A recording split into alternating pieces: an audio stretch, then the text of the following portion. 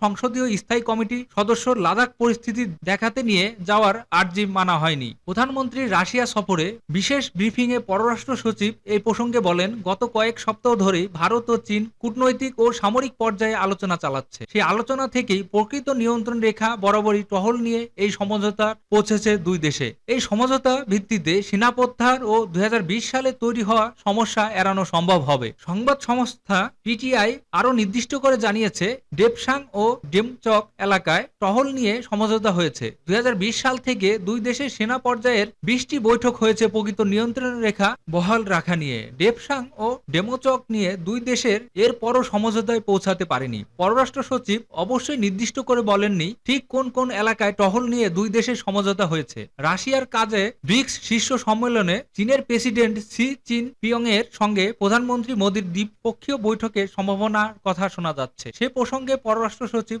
অবশ্য স্পষ্ট করে কিছু জানাননি। তিনি বলেন, অনেকের সঙ্গে কথা হচ্ছে, তবে এখনই দ্বিপক্ষীয় বৈঠক নিয়ে কিছু চূড়ান্ত হয়নি। জনসমর্থনে এখনো সামান্য ব্যবধানে এগিয়ে কমলা। যুক্তরাষ্ট্রের প্রেসিডেন্ট নির্বাচনের বাকি আর 2 সপ্তাহ।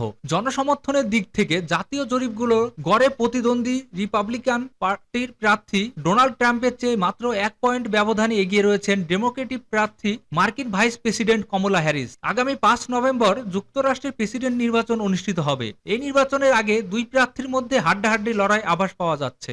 বিবিসি জানিয়েছে, যুক্তরাষ্ট্রের নির্বাচনের আগে বিভিন্ন প্রতিষ্ঠান জনসমর্থন নিয়ে জরিপ করেছে। সেই জরিপগুলো গড় হিসাবে দেখা গেছে সামান্য ব্যবধানে কমলা হ্যারিস এগিয়ে রয়েছে। এবিসি নিউজের 538 এর তথ্য অনুযায়ী বর্তমানে কমলার সমর্থন 48% আর ট্রাম্পের 46%। গত জুলাই মাসে প্রেসিডেন্ট প্রার্থী হিসেবে জো বাইডেনের সরে যাওয়ার পর কমলাকে সমর্থন দেন। এরপর থেকে কয়েক সপ্তাহ দ্রুত তার সমর্থন বেড়েছিল।